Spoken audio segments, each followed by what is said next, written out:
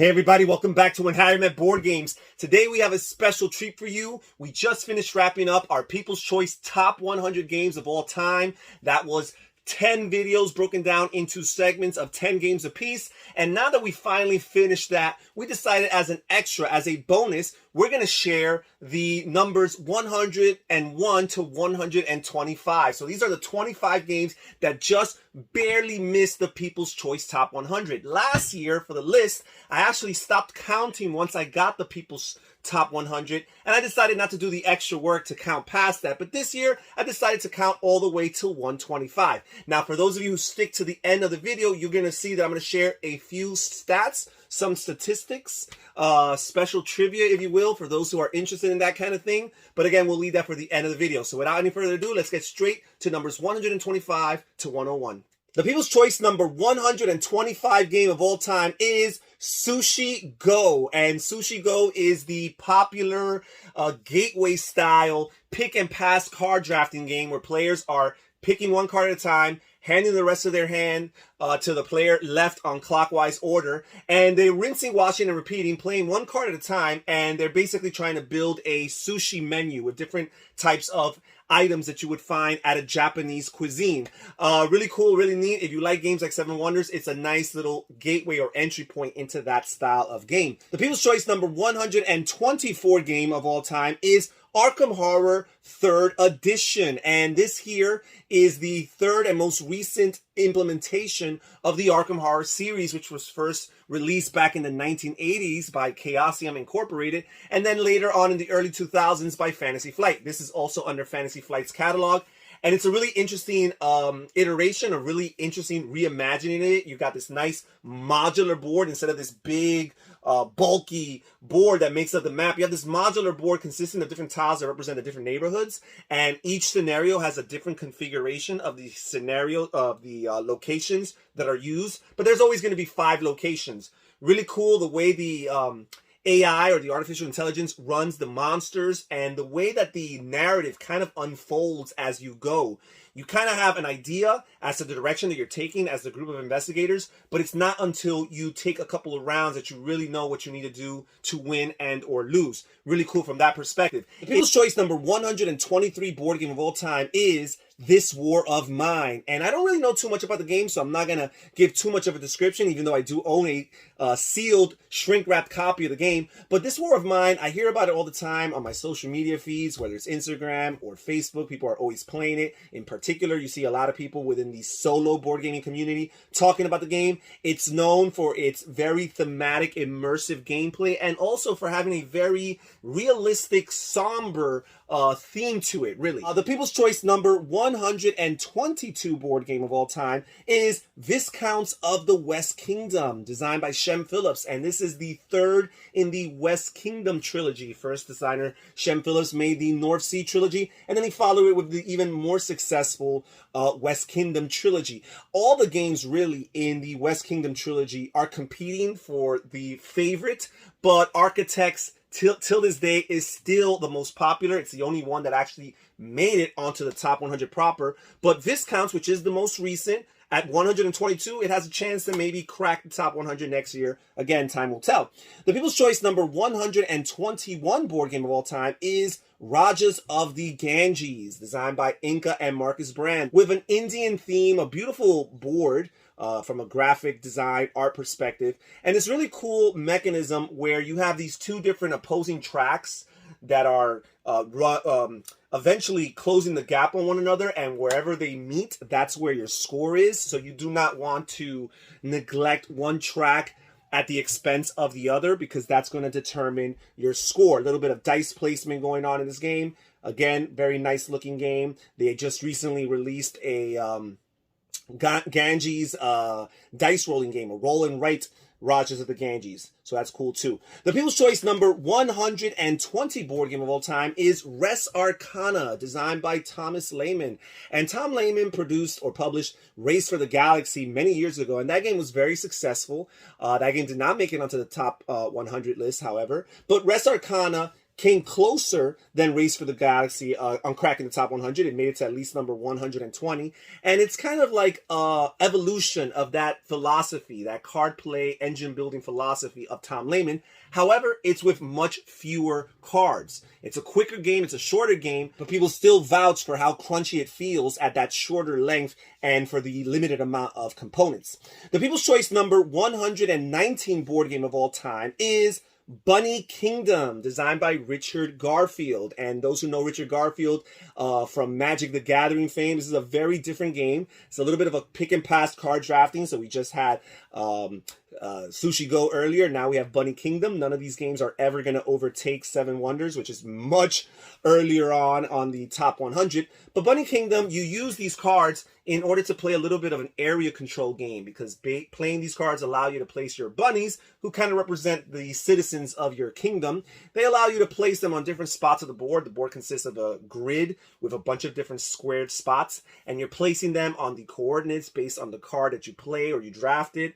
And you're trying to create clusters of pockets of like little communities that are going to score you points based on their size and based on the resources that they produce and the strength of those locations based on the city buildings that you place on it.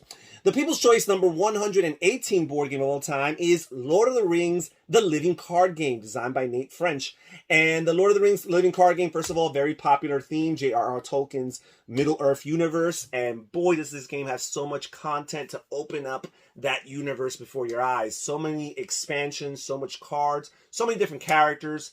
And basically, players, it's a cooperative game, can be played solo. Players are going on different quests, different adventures, and they're playing down their hero cards and their ally cards, and they're playing other event cards and action cards. And they're doing this all in the effort to make progress on the particular quest, and also to vanquish all the enemies that are serving as an obstacle from accomplishing said quests. Again, living card game, lots of content out there for the game, and that keeps it at the forefront of people's minds, and that's why it's very loved. The People's Choice number 117 board game of all time was Star Realms. Star Realms, the quick, simple deck building game with a space theme where players are attacking each other. However, the game has continued to evolve and releasing lots of different expansion packs and bigger expansion boxes that have turned the game into a fuller, more robust experience. It's included cooperative play, campaign play, and lots of different other aspects of game from when the game started back in its humble beginnings about 8 years ago in the year 2014. The People's Choice number 116 board game of all time is Western Legends, the sandbox Wild West theme game where players can basically do everything that they imagine a character from the Wild West can do.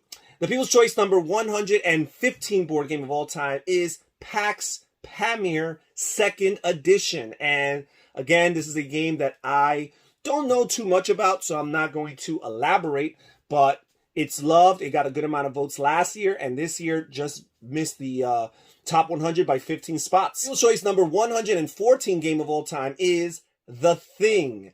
And again, I don't know too much about this game. Can't even remember the longer title. I'll post it down here.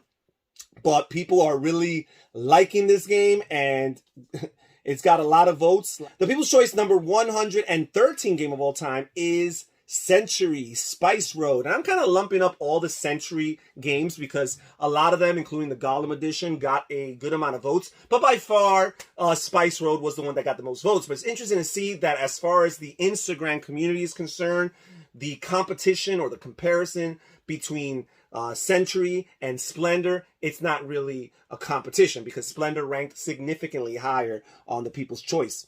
The People's Choice number 112 game is Secret Hitler, a polarizing party-style game with a very controversial theme, but the game plays very well. It's a social deduction game where one group of players is trying to hide their identity, and they do not know who their leader is, the Chancellor, for the namesake of the game.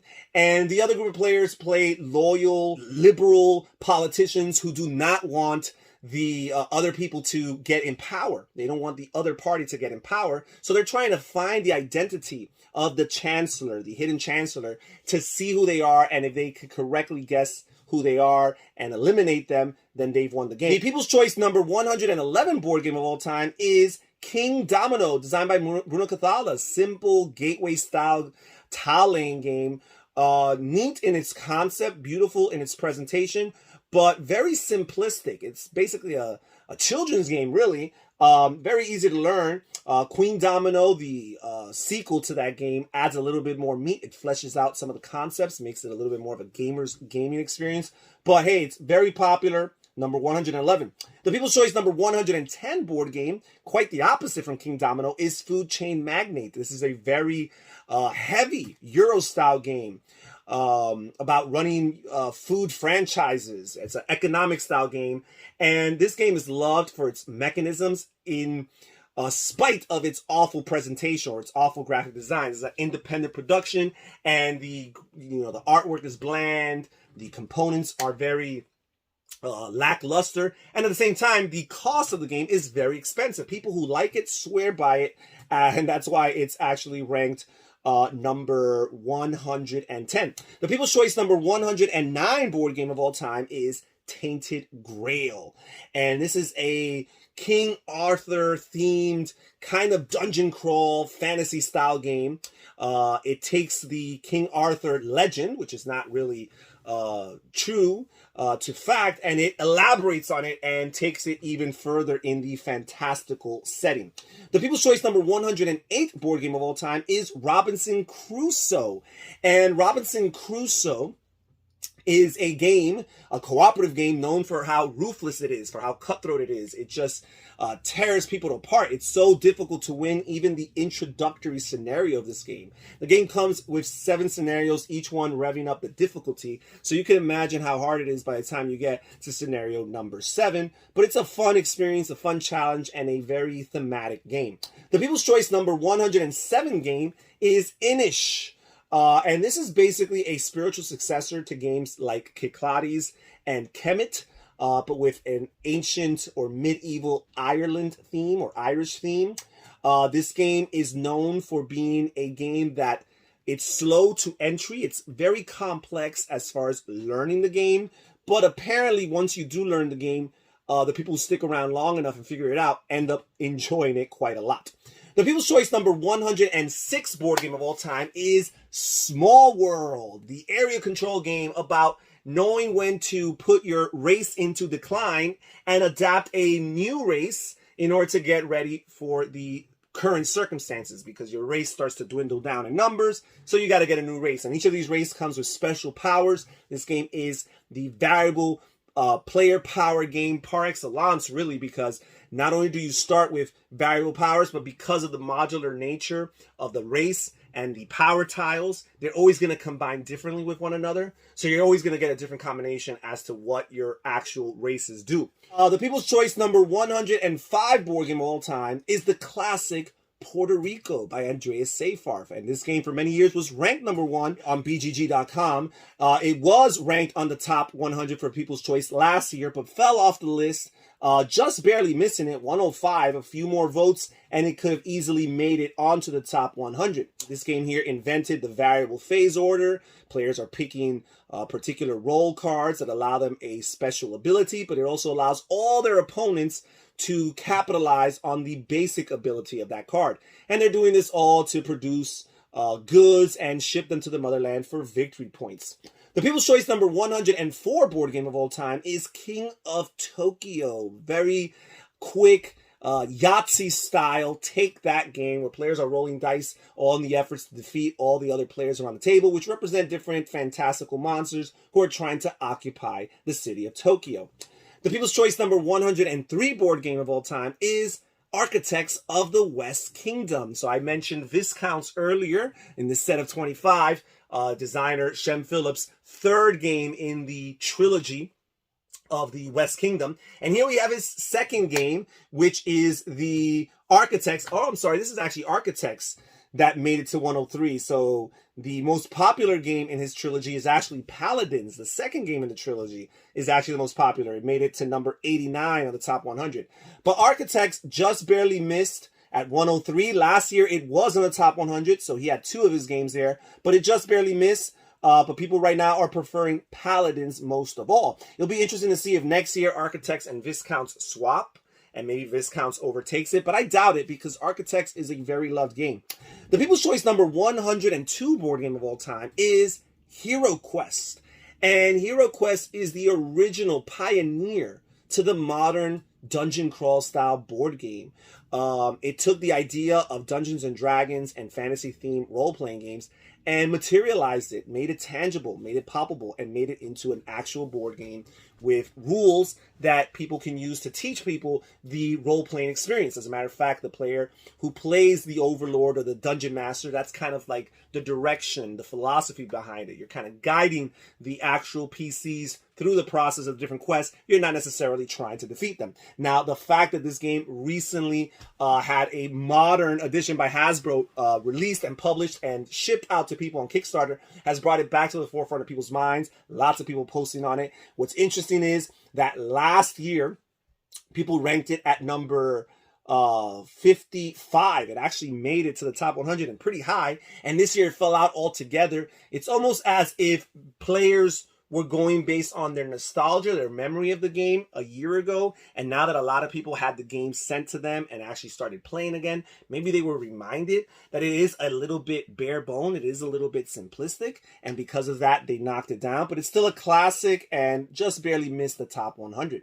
The People's Choice number 101 board game, and the game that just barely by a few votes missed making it into the top 100, is Taki Noku. With a panda on the cover, you could expect lots of popularity and success for this game because that's a very loved mascot there. And basically, players are taking different actions that allow them to explore the landscape comprised of different tiles that have different terrain types. And you're basically gaining different resources, feeding it to the panda, and you're trying to collect victory points in as many ways as possible, growing your bamboo. Lots of different things. You have particular missions, objectives that are secret to all the other players around the table. And by accomplishing these missions and these objectives, you'll be able to score a lot of points. And that's it for the numbers 125 to 101, the 25 games that just barely missed it. For those of you who are interested in some nerdy statistics, I'd like to take this time to share that. First of all, the game that made the highest debut on the top 100 was Lost Ruins of Arnak. This game first debuted this year and made it all the way to number 11, just barely missing the top 10. Now, the biggest drop from all the games in the top 100 that failed to make it to the actual top 100 this year was Puerto Rico, which I just finished mentioning. Puerto Rico last year was number 51. It dropped over 50 spots. That means that the top 50 board games from last year all made it to the top 100 this year. The biggest riser on the list as far as games that were in the top 100 was Tricerion. Tricerion rose 38 spots. Last year it was ranked number 90, and this year it made it to number 52. The biggest drop of all the games that still remained in the top 100, as I mentioned, Puerto Rico and a few other games within the 50s actually dropped about 50 spots. But the biggest game that dropped but still retained a spot in the top 100 was Marvel Legendary. Marvel Legendary dropped 44 spots, and I'm pretty sure it has a lot to do with the growing popularity of Marvel Champions. As a matter of fact, Marvel Champions was the second biggest riser. Behind Tricerion, Marvel Champions rose 30 spots. So there's a correlation between its increased popularity and the decrease in popularity for Marvel Legendary.